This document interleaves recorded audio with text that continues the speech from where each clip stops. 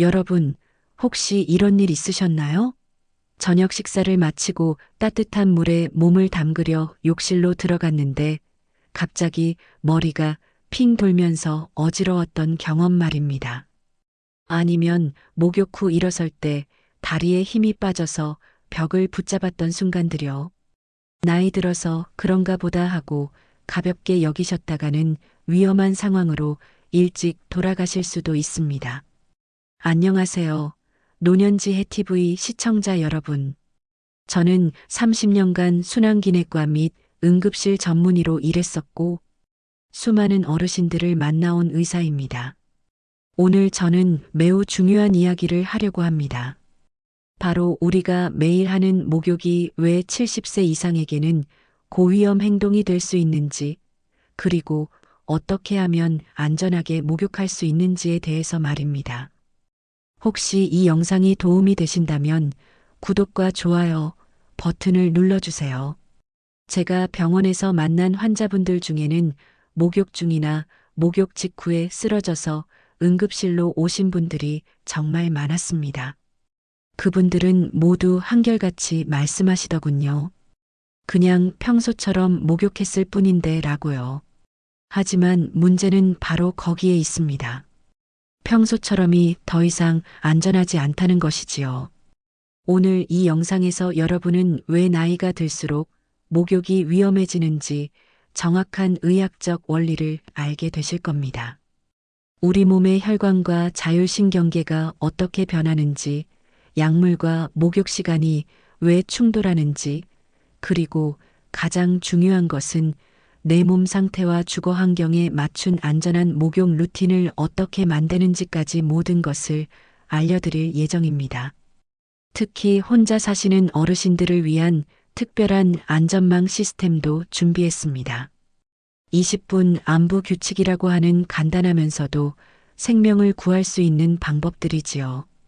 그리고 혈압약, 당뇨약, 이뇨제를 드시는 분들을 위한 맞춤형 목욕 타이밍표도 함께 말씀드리겠습니다. 이 영상은 단순히 물 온도를 낮추세요, 시간을 줄이세요라는 뻔한 이야기가 아닙니다. 여러분 각자의 상황에 맞춘 실질적인 해결책을 제시하는 영상입니다. 준비 진행 회복의 3단계 루틴을 통해 목욕을 더 이상 무서워하지 마시고 안전하게 즐기실 수 있도록 도와드리겠습니다. 그럼 지금부터 시작하겠습니다. 먼저 우리 몸이 왜 목욕을 스트레스로 받아들이게 되는지부터 차근차근 설명해 드리겠습니다. 나이가 들면서 우리 몸에 일어나는 변화들을 이해해야만 진짜 효과적인 대책을 세울 수 있거든요. 첫 번째로 알아볼 것은 우리 몸의 혈관과 심장이 어떻게 변하는지입니다. 뜨거운 물에 들어가는 순간 우리 몸에서는 어떤 일이 일어나는 걸까요? 마치 롤러코스터를 타는 것처럼 혈압과 심박수가 요동치기 시작합니다. 이것이 바로 위험의 시작점이지요. 두 번째는 물과 우리 몸에 숨겨진 위험입니다. 목욕은 물속에 있으니까 수분이 충분할 거라고 생각하시겠지만 실제로는 정반대입니다. 땀과 호흡을 통해 빠르게 수분을 잃게 되고 이것이 혈액을 끈적하게 만들어서 혈전의 위험을 높입니다. 세 번째는 약물과의 상호작용입니다. 혈압약의 효과가 최고조에 달하는 시간에 목욕을 하면 어떻게 될까요? 이뇨제를 복용한 상태에서 뜨거운 물에 들어가면 또 어떤 일이 벌어질까요?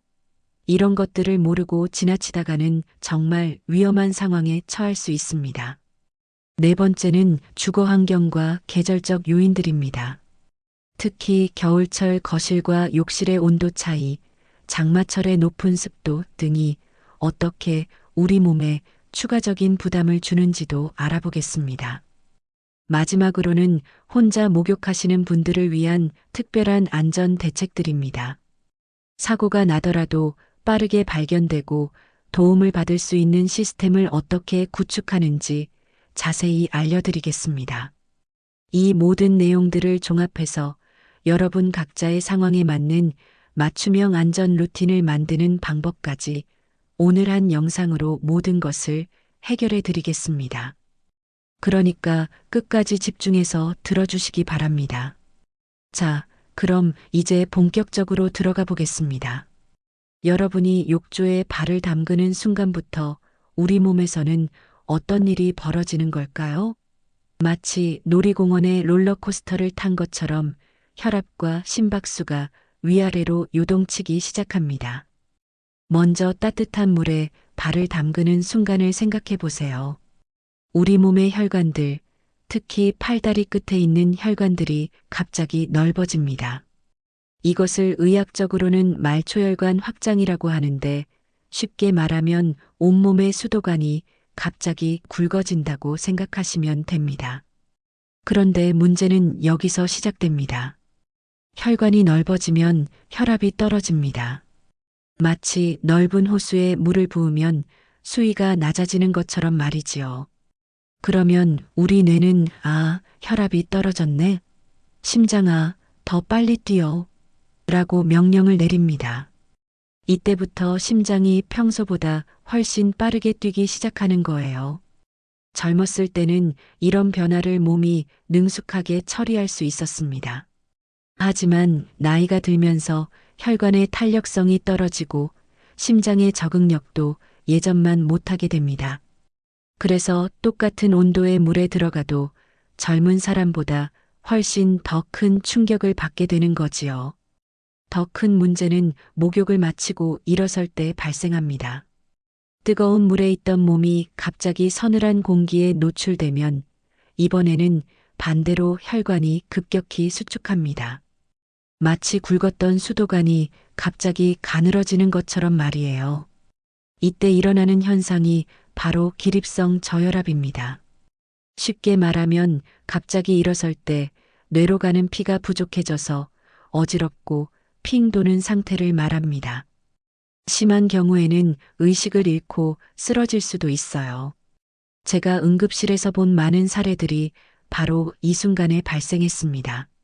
욕조에서 일어서려다가 미끄러져 넘어지거나 욕실 문턱에서 비틀거리다가 머리를 다치거나 심한 경우에는 심장마비나 뇌졸중으로 이어지는 경우도 있었습니다. 특히 이미 고혈압이나 당뇨병을 앓고 계신 분들은 더욱 주의하셔야 합니다. 이런 질병들은 혈관의 탄력성을 더욱 떨어뜨리고 혈액순환을 방해하기 때문입니다. 평소에는 괜찮던 목욕이 갑자기 위험해질 수 있는 이유가 바로 여기에 있습니다. 그렇다면 우리는 어떻게 해야 할까요?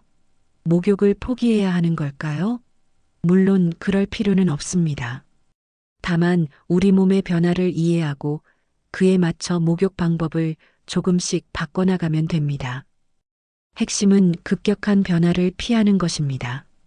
온도 변화도, 자세 변화도 모든 것을 천천히 단계적으로 진행해야 합니다. 마치 계단을 한 칸씩 올라가듯이 말이에요. 이제 두 번째 위험 요소에 대해 말씀드리겠습니다. 바로 탈수 현상입니다. 목욕하는데 탈수라니 말이 안 되지 않나요? 라고 생각하실 수도 있겠지만 실제로는 목욕 중에 우리 몸에서 엄청난 양의 수분이 빠져나갑니다. 목욕을 하면 우리 몸은 두 가지 방법으로 수분을 잃게 됩니다. 첫 번째는 땀입니다. 뜨거운 물에 들어가면 체온을 낮추기 위해 평소보다 훨씬 많은 땀이 나옵니다. 물속에 있으니까 땀이 나는지 잘 모르겠지만 실제로는 콸콸 흘리고 있는 거예요. 두 번째는 호흡을 통한 수분 손실입니다. 욕실은 습도가 높고 온도가 높아서 숨을 쉴 때마다 평소보다 더 많은 수분이 폐를 통해 빠져나갑니다. 마치 사우나에서 숨을 쉬는 것과 비슷한 상황이 벌어지는 거지요. 그런데 여기서 진짜 문제가 시작됩니다. 수분이 빠져나가면 우리 피가 끈적해집니다. 마치 물이 증발한 꿀처럼 말이에요. 의학 용어로는 혈액 점도가 증가한다고 하는데 쉽게 말하면 피가 걸쭉해진다는 뜻입니다. 피가 끈적해지면 어떤 일이 벌어질까요? 첫째, 심장이 피를 보내기 위해 더 열심히 일해야 합니다. 둘째, 좁은 혈관 사이사이로 피가 지나가기 어려워집니다. 셋째, 혈전이 생길 위험이 높아집니다. 특히 뇌혈관이나 심장혈관에 혈전이 생기면 뇌졸중이나 심근경색으로 이어질 수 있어요. 더욱 심각한 것은 나이가 들수록 갈증을 느끼는 능력이 떨어진다는 점입니다. 젊었을 때는 몸에 물이 부족하면 바로 목이 마르다고 느꼈는데 70세가 넘으면 이런 감각이 둔해집니다. 그래서 탈수가 진행되고 있는데도 본인은 전혀 모르는 경우가 많아요. 특히 목욕할 때는 물에 둘러싸여 있으니까 물이 충분하다는 착각을 하게 됩니다. 실제로는 몸에서 수분이 빠져나가고 있는데 말이지요. 이것이 바로 제가 물과 우리 몸에 숨겨진 위험이라고 부르는 이유입니다. 제가 진료실에서 만난 한 75세 할머니의 사례를 말씀드리겠습니다. 이분은 매일 저녁 1시간씩 반신욕을 즐기셨는데 어느 날 목욕 후 갑자기 가슴이 답답하고 숨이 차다고 하시더군요. 검사를 해보니 경미한 부정맥이 발견됐습니다. 원인은 만성적인 탈수로 인한 혈액 농축이었어요. 다행히 목욕 전후 수분 섭취 방법을 바꾸고 목욕 시간을 조절한 후에는 증상이 완전히 사라졌습니다. 이처럼 작은 변화만으로도 큰 위험을 예방할 수 있는 거지요. 그럼 어떻게 해야 할까요? 핵심은 예방적 수분 공급입니다. 목욕하기 30분 전에 미리 물을 마시고 목욕 중간중간에도 수분을 보충하고 목욕 후에도 충분한 수분을 섭취해야 합니다. 구체적인 방법은 조금 뒤에 자세히 알려드리겠습니다. 이제 세 번째로 중요한 위험 요소를 말씀드리겠습니다. 바로 여러분이 매일 복용하시는 약물과 목욕의 상호작용입니다. 많은 분들이 이 부분을 간과하시는데 실제로는 매우 위험할 수 있어요. 먼저 혈압약을 복용하시는 분들의 경우를 보겠습니다. 혈압약은 보통 복용 후 1시간에서 3시간 사이에 효과가 최고조에 달합니다. 만약 이 시간대에 뜨거운 물에 목욕을 하면 어떻게 될까요? 약으로 인해 이미 혈압이 낮아진 상태에서 뜨거운 물로 인해 혈관이 더 확장되면 혈압이 위험할 정도로 떨어질 수 있습니다. 제가 만난 72세 할아버지의 경우를 말씀드리겠습니다. 이분은 매일 아침 7시에 혈압약을 드시고 아침 식사 후 9시쯤 목욕을 하시는 습관이 있으셨어요. 그런데 어느 날 목욕 중에 갑자기 의식을 잃고 쓰러지셨습니다. 다행히 가족분이 빨리 발견해서 큰 사고는 면했지만 원인을 알고 보니 혈압약의 효과가 최고조에 달하는 시간과 목욕 시간이 겹쳤던 거였어요. 이뇨제를 복용하시는 분들도 마찬가지로 주의하셔야 합니다. 이뇨제는 몸에서 물과 나트륨을 빼내는 역할을 하는데 이미 수분이 부족한 상태에서 목욕으로 인한 추가적인 수분 손실이 더해지면 심각한 탈수 상태가 될 수 있어요. 당뇨약을 드시는 분들은 또 다른 위험에 노출됩니다. 특히 인슐린이나 혈당 강화제를 사용하시는 분들은 저혈당 위험이 있는데 목욕으로 인한 스트레스가 더해지면 혈당이 급격히 떨어질 수 있습니다. 저혈당 상태에서는 어지럼증, 식은땀, 심한 경우 의식 잃음까지 나타날 수 있어요. 그럼 약을 드시는 분들은 언제 목욕을 해야 할까요? 기본 원칙은 이렇습니다. 약의 효과가 최고조에 달하는 시간을 피하는 것입니다. 혈압약의 경우 복용 후 1시간부터 3시간까지는 목욕을 피하시는 것이 좋습니다. 이뇨제를 드시는 분들은 약 복용 후 4시간에서 6시간 사이에는 목욕을 하지 마세요. 이 시간대가 이뇨 효과가 가장 강한 시기거든요. 당뇨약을 드시는 분들은 식사 후 최소 2시간 이후에 그리고 다음 식사 전 1시간 이전에 목욕을 마치시는 것이 안전합니다. 하지만 현실적으로 이런 시간들을 모두 피하기 어려운 경우도 있을 겁니다. 그럴 때는 감량 룰을 적용하세요. 물 온도를 평소보다 2도에서 3도 정도 낮추고 목욕 시간도 평소의 절반으로 줄이는 겁니다. 예를 들어 평소에 42도 물에서 20분간 목욕하셨다면 약물 충돌 시간대에는 38도 물에서 10분만 목욕하시는 거예요. 이렇게 하면 위험을 상당히 줄일 수 있습니다. 또 중요한 것은 약물 충돌 시간대에 목욕할 때는 절대 혼자 하지 마시라는 점입니다. 가족이 집에 있을 때 하시거나 적어도 20분마다 안부를 확인할 수 있는 시스템을 만들어 두세요. 이제 네 번째 위험 요소인 계절과 주거 환경에 대해 이야기해 보겠습니다. 같은 방법으로 목욕을 해도 계절에 따라 그리고 여러분이 사시는 집의 구조에 따라 위험도가 완전히 달라질 수 있거든요. 먼저 겨울철의 위험성부터 살펴보겠습니다. 겨울에는 거실과 욕실의 온도 차이가 매우 큽니다. 거실은 20도인데 욕실은 10도밖에 안 되는 경우가 많아요. 이런 상황에서 옷을 벗고 욕실에 들어가면 우리 몸은 갑작스러운 추위에 노출됩니다. 추위에 노출된 몸은 체온을 유지하기 위해 혈관을 급격히 수축시킵니다. 그러면 혈압이 갑자기 올라가요. 마치 좁은 호스로 물을 세게 뿜어내는 것과 같은 상황이 벌어지는 거지요. 이때 혈압이 평소보다 20에서 30 정도 올라갈 수 있습니다. 그런데 문제는 여기서 끝나지 않습니다. 차가운 욕실에서 갑자기 뜨거운 물에 들어가면 이번에는 반대로 혈관이 급격히 확장됩니다. 혈압이 올라갔다가 갑자기 떨어지는 거예요. 이런 급격한 변화는 심장과 뇌혈관에 엄청난 부담을 줍니다. 실제로 겨울철 욕실 사고가 다른 계절보다 3배에서 4배 정도 많이 발생합니다. 특히 12월부터 2월까지가 가장 위험한 시기예요. 히트쇼크라고 불리는 현상 때문인데 급격한 온도 변화로 인해 혈관과 심장에 충격이 가해지는 것을 말합니다. 장마철도 만만치 않습니다. 습도가 80%를 넘어가면 우리 몸의 체온 조절 능력이 크게 떨어집니다. 평소보다 적은 온도에서도 더 큰 부담을 느끼게 되는 거예요. 또한 높은 습도 때문에 호흡이 어려워지고 산소 부족으로 인한 어지럼증이 생길 수 있습니다. 욕실의 구조도 중요합니다.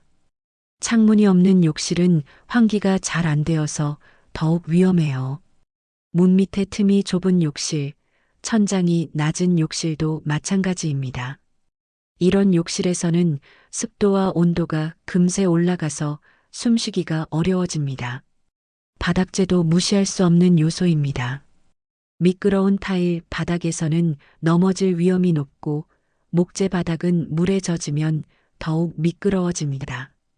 특히 문턱이 높은 욕실은 목욕 후 어지러운 상태에서 나올 때 걸려 넘어질 가능성이 큽니다. 그럼 이런 환경적 위험들을 어떻게 줄일 수 있을까요? 겨울철에는 목욕하기 15분 전에 미리 욕실을 데워두세요. 소형 온풍기나 히터를 사용해서 욕실 온도를 최소 18도 이상으로 맞춰주시기 바랍니다. 장마철에는 환기에 특별히 신경 쓰세요. 목욕 전에 환기팬을 돌리고 문을 살짝 열어두어서 공기가 순환되도록 하는 것이 좋습니다. 그리고 평소보다 목욕 시간을 3분에서 5분 정도 줄이시는 것도 도움이 됩니다. 이제 5번째이자 매우 중요한 주제를 다뤄보겠습니다. 바로 혼자 사시는 어르신들의 목욕 안전입니다. 통계를 보면 욕실 사고 중 약 70%가 혼자 있을 때 발생합니다. 그리고 이런 사고들의 가장 큰 문제는 발견이 늦다는 점이에요. 제가 응급실에서 본 가장 안타까운 사례 중 하나를 말씀드리겠습니다.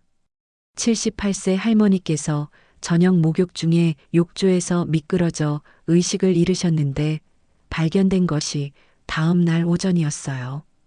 이웃분이 신문이 그대로 있는 것을 이상하게 여겨서 관리사무소에 신고하고 나서야 발견됐습니다. 만약 조금만 더 빨리 발견됐다면 결과가 달랐을 텐데 하는 아쉬움이 많이 남았습니다.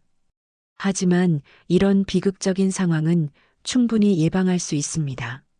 핵심은 안부 확인 시스템을 만드는 것입니다. 저는 이것을 20분 생명줄 규칙이라고 부릅니다. 20분 생명줄 규칙은 이렇습니다. 목욕을 시작하기 전에 주방 타이머를 20분으로 맞춰두세요. 그리고 타이머가 울리면 반드시 가족이나 지인에게 간단한 메시지를 보내는 겁니다. 목욕 끝, 괜찮아요라는 한 줄 문자나 카카오톡 이모티콘 하나면 충분해요. 만약 스마트폰 사용이 어려우시다면 더 간단한 방법도 있습니다. 문고리에 목욕 중 알림 카드를 걸어두는 거예요. 목욕을 시작할 때 시간을 적어두고 끝나면 카드를 떼는 겁니다. 이렇게 하면 가족이나 이웃이 와서 봤을 때 상황을 바로 파악할 수 있어요. 또 다른 방법은 초인종 신호법입니다. 목욕을 마치면 현관 초인종을 한 번만 누르는 거예요. 미리 위아래층 이웃이나 가족에게 말해두면 초인종 소리를 듣고 아, 목욕을 무사히 마치셨구나 하고 안심할 수 있습니다. 비상벨 시스템도 고려해 보세요. 요즘은 방수가 되는 무선 비상벨이 많이 나와 있어요. 목걸이나 팔찌 형태로 된 것들인데 위급할 때 누르면 거실이나 다른 방에 설치된 수신기에서 큰 소리가 납니다. 이웃이나 경비실과 연결할 수 있는 제품들도 있어요. 스마트폰을 욕실에 가져가는 것도 좋은 방법입니다. 방수팩에 넣어서 욕실 문 근처에 두세요. 평소에는 음악을 듣거나 라디오를 틀어놓고 위급할 때는 바로 전화를 걸 수 있도록 하는 거지요. 가족이 멀리 사시는 분들은 목욕 체크인 시스템을 만들어 보세요. 매일 같은 시간에 목욕을 하신다면 가족에게 미리 알리고 목욕 후에 안부 인사를 하는 거예요. 만약 연락이 없으면 가족이 직접 전화를 걸어서 확인하는 시스템을 만드는 겁니다. 이런 시스템들이 번거롭게 느껴지실 수도 있겠지만 생명을 지키는 일에는 번거로움이 있을 수밖에 없습니다. 처음에는 적응이 어려우셔도 일주일 정도 하시면 자연스러운 습관이 될 거예요. 자, 이제 가장 중요한 부분입니다. 지금까지 목욕의 위험성에 대해 말씀드렸는데 이제는 구체적인 해결책을 제시해 드리겠습니다. 바로 준비 진행 회복의 3단계 안전 루틴입니다. 첫 번째 단계는 준비 단계입니다. 목욕하기 30분 전부터 시작하세요. 가장 먼저 할 일은 물을 마시는 것입니다. 컵 한 잔 약 200ml 정도의 물을 천천히 마시세요. 이때 주의할 점은 카페인이 들어간 차나 커피, 그리고 알코올은 피하시라는 것입니다. 이런 것들은 오히려 탈수를 촉진할 수 있거든요. 물을 마신 후에는 욕실 환경을 점검하세요. 겨울철이라면 소형 히터나 온풍기로 욕실을 미리 데워주세요. 목표 온도는 18도에서 20도 정도가 적당합니다. 미끄럼 방지 매트가 제대로 깔려 있는지, 손잡이는 단단한지도 확인하세요. 욕실에 의자를 준비하는 것도 매우 중요합니다. 서서 몸을 씻지 마시고 반드시 앉아서 하세요. 의자는 플라스틱 재질의 미끄럼 방지 기능이 있는 것이 좋습니다. 높이는 무릎이 90도 정도 굽혀지는 높이가 적당해요. 약물을 복용하시는 분들은 목욕 타이밍을 확인하세요. 혈압약 복용 후 1시간에서 3시간, 이뇨제 복용 후 4시간에서 6시간 사이는 피하시는 것이 좋습니다. 만약 피할 수 없다면 물 온도를 평소보다 2도에서 3도 낮추고 시간도 절반으로 줄이세요. 두 번째 단계는 진행 단계입니다. 실제 목욕을 할 때의 순서와 방법입니다. 먼저 발끝부터 천천히 물에 적응시키세요. 발가락, 발등, 발목, 종아리, 무릎, 허벅지, 허리 순서로 5분 정도에 걸쳐 천천히 들어가세요. 물 온도는 38도에서 40도 사이가 적당합니다. 42도가 넘으면 위험하니까 반드시 온도계로 확인하세요. 목욕 시간은 한 번에 15분에서 20분을 넘지 마세요. 중간에 5분 정도 휴식을 취하는 것도 좋은 방법입니다. 목욕 중에는 몸의 신호를 주의 깊게 살피세요. 어지럼증, 메스꺼움, 가슴 두근거림, 식은땀, 숨이 차는 증상 중 하나라도 나타나면 즉시 목욕을 중단하세요. 욕조 가장자리에 앉아서 다리를 올리고 심호흡을 하며 안정을 취하시기 바랍니다. 이제 3단계 루틴의 마지막이자 가장 중요한 회복 단계에 대해 말씀드리겠습니다. 많은 분들이 목욕을 마치면 바로 일어나서 옷을 입고 나오시는데 이것이 바로 사고가 가장 많이 일어나는 순간입니다. 목욕을 마쳤다고 해서 바로 일어서시면 안 됩니다. 먼저 욕조 가장자리에 앉아서 2분에서 3분 정도 기다리세요. 이때 심호흡을 하면서 몸이 온도 변화에 적응할 시간을 주는 거예요. 마치 비행기에서 내린 후 기압에 적응하는 것과 같은 원리입니다. 그 다음에는 천천히 일어서세요. 한 번에 벌떡 일어서지 마시고 먼저 욕조 가장자리를 짚고 반쯤 일어선 자세를 1분 정도 유지하세요. 그리고 나서 완전히 일어서시면 됩니다. 이렇게 단계적으로 자세를 바꾸면 기립성 저혈압을 크게 줄일 수 있어요. 욕실에서 나온 후에도 바로 활동하지 마세요. 30분 동안은 앉아서 휴식을 취하시기 바랍니다. 2시간 동안은 집안일이나 운동은 금물입니다. 옷을 입을 때도 앉아서 입으세요. 특히 바지나 양말처럼 몸을 구부려야 하는 것들은 반드시 의자에 앉아서 입으시기 바랍니다. 수분 보충도 중요합니다. 목욕 후 30분 동안 물 400ml를 조금씩 나누어 마시세요. 한 번에 많이 마시지 마시고 10분마다 조금씩 마시는 것이 효과적입니다. 이렇게 하면 몸에서 빠져나간 수분을 천천히 보충할 수 있어요. 이제 여러분 각자의 상황에 맞는 맞춤형 처방을 말씀드리겠습니다. 먼저 약물을 복용하시는 분들을 위한 특별 지침부터 시작하겠습니다. 혈압약을 드시는 분들은 목욕 전에 반드시 혈압을 측정해 보세요. 평소보다 혈압이 낮다면 그날은 목욕을 미루시거나 온도와 시간을 더욱 줄이세요. 수축기 혈압이 100 이하로 내려가 있다면 목욕은 하지 마시는 것이 안전합니다. 이뇨제를 복용하시는 분들은 소변 색깔을 확인해 보세요. 진한 노란색이라면 이미 탈수가 진행된 상태이니까 목욕 전에 물을 더 많이 마시시거나 목욕을 다음으로 미루시는 것이 좋습니다. 당뇨가 있으신 분들은 목욕 전에 혈당을 체크하세요. 혈당이 70 이하로 낮거나 300 이상으로 높다면 목욕을 피하시기 바랍니다. 혈당이 불안정한 상태에서는 목욕 스트레스가 더 큰 문제를 일으킬 수 있거든요. 관절이 불편하거나 균형 감각이 떨어지시는 분들을 위한 특별 지침도 있습니다. 욕실 바닥에 미끄럼 방지 매트를 깔고 벽면에 안전 손잡이를 설치하세요. 그리고 목욕 의자는 등받이가 있는 것을 사용하시는 것이 좋습니다.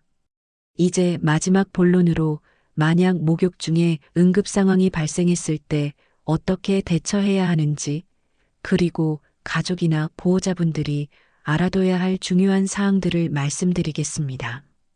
먼저 목욕 중에 어지럼증이나 가슴 답답함을 느끼셨을 때의 대처법입니다. 절대 무리해서 일어서려 하지 마시고 즉시 욕조 가장자리에 앉으세요.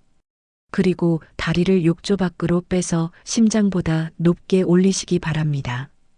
이렇게 하면 뇌로 가는 혈류를 증가시킬 수 있어요. 호흡은 천천히 깊게 하세요. 코로 4초간 들이마시고 입으로 6초간 내쉬는 것을 반복하시면 됩니다.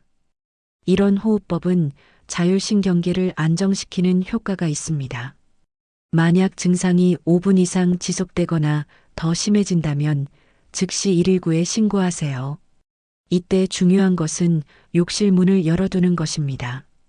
응급구조사들이 들어올 수 있도록 말이에요. 가족이나 보호자분들이 알아둬야 할 체크리스트를 말씀드리겠습니다. 첫째, 어르신의 목욕 시간을 파악해 두세요.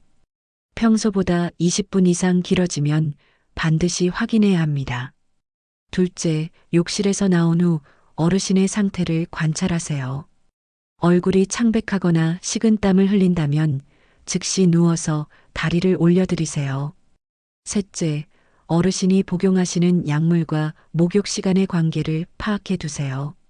위험한 시간대에는 가족이 집에 있을 때 목욕하시도록 권하거나 적어도 30분마다 안부를 확인하세요. 넷째, 계절에 따른 특별 관리가 필요합니다. 겨울철에는 욕실을 미리 데워두고 여름철에는 충분한 환기와 수분 공급에 신경 쓰세요. 장마철에는 제습기를 사용하는 것도 도움이 됩니다. 마지막으로 어르신의 목욕 환경을 정기적으로 점검하세요. 매월 한 번씩 미끄럼 방지 매트 상태, 손잡이 경고성, 의자 안정성을 확인하시기 바랍니다. 작은 변화가 큰 사고를 예방할 수 있거든요. 요양보호사나 간병인분들께도 당부드리고 싶은 말씀이 있습니다. 어르신이 목욕하실 때는 반드시 욕실 문 앞에서 대기하세요. 그리고 5분마다 목소리로 안부를 확인하시기 바랍니다. 괜찮으시죠? 라는 간단한 말 한마디가 생명을 구할 수 있어요.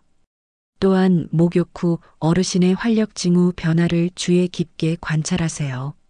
평소와 다른 증상이 보이면 즉시 보호자나 의료진에게 연락하시기 바랍니다. 자, 여러분.